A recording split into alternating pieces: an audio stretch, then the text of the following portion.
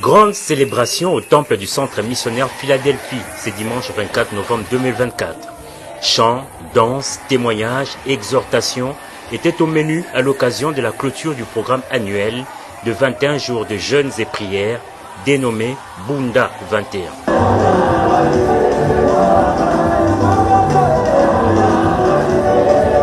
Membre actif de cette communauté, le président de la République Félix Antoine Tshisekedi Tshilombo est venu participer à cet important culte. À son arrivée, il a été accueilli par l'apôtre Roland Dalo. Chaudes accolades entre le président et son pasteur sous des vivas des fidèles venus nombreux pour l'événement.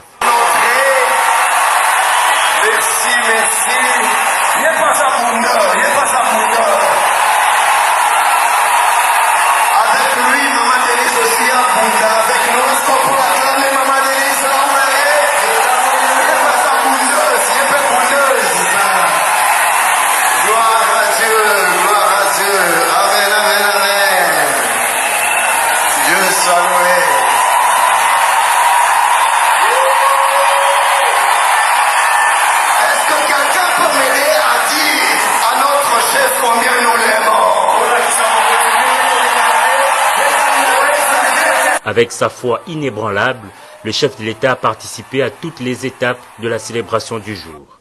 Moment glorieux et merveilleux pour les prédicateurs qui exhortent les fidèles à garder intacte la flamme de Bunda 21.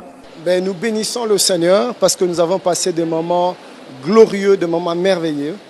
Dès le premier jour, le 4 novembre, que nous avons commencé à 6 heures, la gloire de Dieu était présente, la présence de Dieu était effective. Dieu nous a fait beaucoup de bien. Le pasteur Ken Lwamba est resté focus sur cette célébration. Aucun commentaire sur la polémique autour des dernières déclarations de l'apôtre Roland Dalo qui ont suscité des réactions mitigées dans l'opinion. Les réseaux sociaux ont relayé justement un message qui est mal interprété, mal compris. Vous avez une J'aimerais garder mon focus. Dieu nous a fait du bien au travers de Bunda. Restons-en là et ne laissons pas distraire à quoi que ce soit. Que le nom du Seigneur soit glorifié pour toutes choses. Dieu est glorifié. La fête était donc totale en cette journée de clôture de ce programme annuel de 21 jours des jeûnes et prières en faveur des familles et de la nation.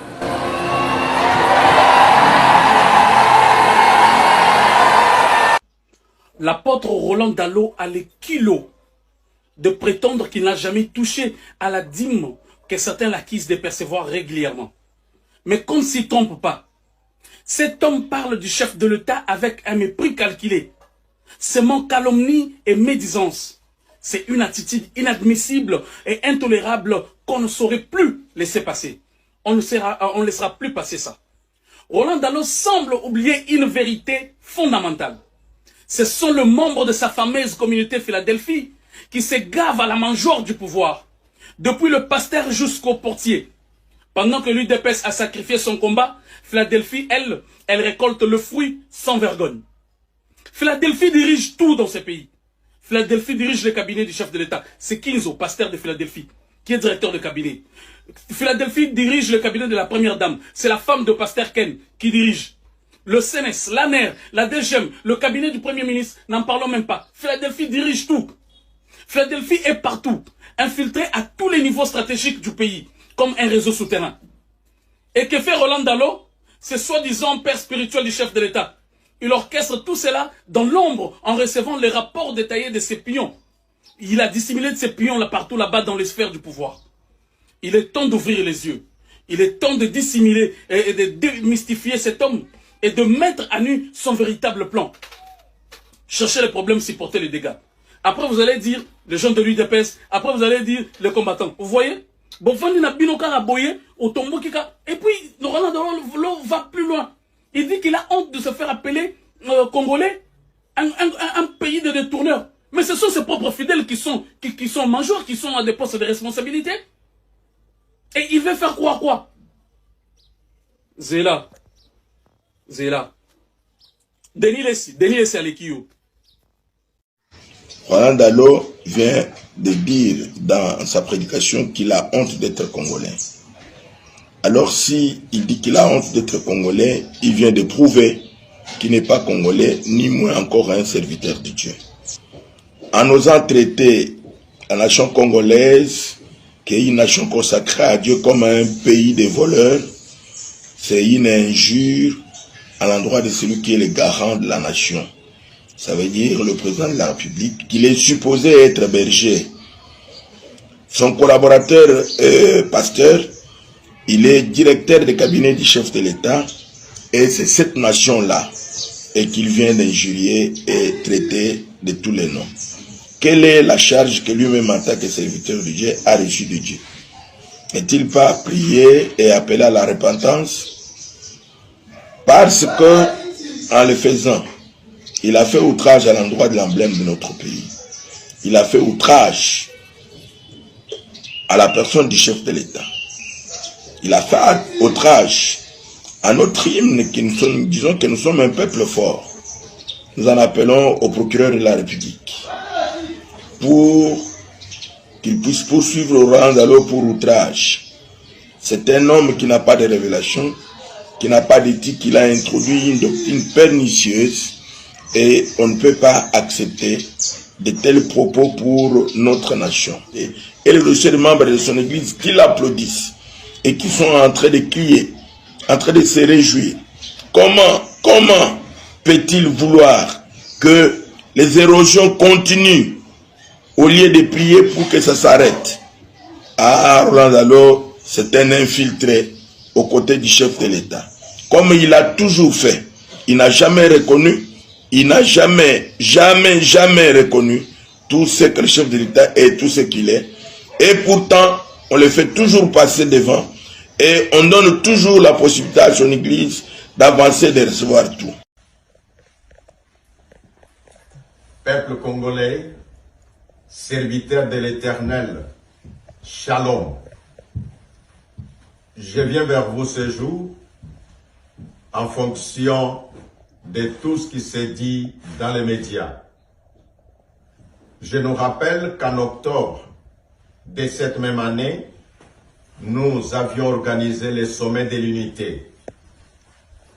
Lors de ce sommet, nous avions pris l'engagement que nos problèmes ne puissent pas être traités dans les médias ou sur les réseaux sociaux.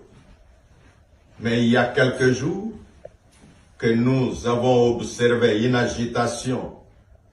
Cela est dû aux propos tenus par l'un de nous, j'ai dit l'un des pasteurs comme moi, en la personne de l'apôtre Roland Dalo. Il a dit, ma femme est témoin, Toliaka Mponambongo Yamutuanate. Il a ajouté, ça fait 6 ans que je le côtoie, je n'ai jamais vu sa dîme. Fin de citation. Et cela a commencé par le jour où il a dit que j'ai honte d'être appelé citoyen de la République démocratique du Congo, car c'est un pays de voleurs et de surfacturation. Et ces paroles ont blessé plus d'une conscience. Suite à cela, en ma qualité de représentant légal et archevêque président de l'Église du Réveil du Congo, j'ai trouvé qu'il était nécessaire que j'appelle à l'unité, que j'appelle au calme, de manière à ce que tous nous puissions être respectueux des institutions. Révérend Dalo, loin de nous de faire la censure de vos messages, mais sauf ce qui a dérangé l'opinion, nous nous sommes sentis dans l'obligation de faire appel au calme et d'adresser un message de paix pour tous. Au président de la République, vous avez toute notre considération.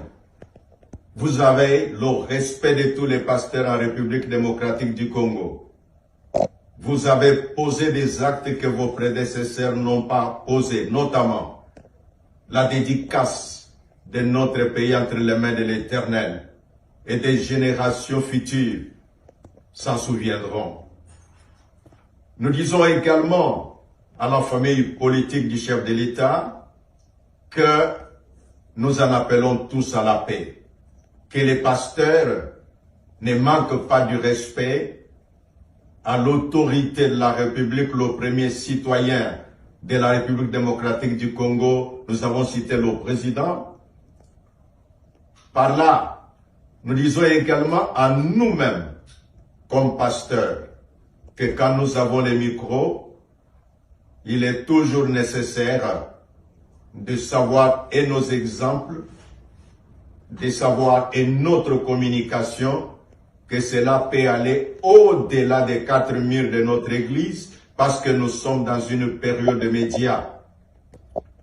Aux États-Unis, où je me trouve en ce moment, plusieurs appels, les gens se demandent, qu'arrive-t-il au pasteur en République démocratique du Congo? Or, c'est une bénédiction d'avoir un président qui adore et qui confesse publiquement sa foi, qui respecte les hommes de Dieu. Partant de toutes ces réclamations, partant de toutes ces communications que nous avons eues et l'observation que nous-mêmes avons faite dans les médias, en cette qualité de leader, représentant des milliers de pasteurs en République démocratique du Congo et ailleurs, nous avons trouvé qu'il était de notre devoir d'en appeler au calme, d'en appeler à l'unité. Et donc, au président de la République, sentez-vous soutenu par les pasteurs. Sentez-vous soutenu dans votre vision. Ne vous sentez pas seul. Nous vous sommes très reconnaissants. Et que, par tout ce qui est arrivé, que nous puissions toujours nous retenir. Ne réglons pas nos problèmes dans les réseaux sociaux. Ne réglons pas nos problèmes dans les médias. Voyons toujours de quelle manière, surtout nous les pasteurs, comment est-ce que nous pouvons les uns les autres nous parler, et partant de là en tant qu'éducateurs de masse, nous montrerons un exemple à suivre. Par ces paroles, j'ai dit au président de la République, nous présentons les excuses si toutes ces choses ont porté atteinte à votre conscience que nous respectons beaucoup, à tous les peuples congolais de comprendre que les pasteurs, comme éducateurs de masse, c'est de notre droit de vous donner un exemple à suivre. La République démocratique du Congo est un pays béni. Si quelques-uns des fils de la République se comportent mal, c'est à nous, comme pouvant donner la moralisation de la société, de faire toujours notre travail et de ne pas avoir honte de notre population. Que l'Éternel Dieu nous assiste tous, que la gloire de l'Éternel soit le partage de notre pays et que les institutions de la République soient bénies, que le peuple congolais soit béni, que l'Église en République démocratique du Congo soit bénie et que les serviteurs de Dieu que nous sommes, nous puissions trouver la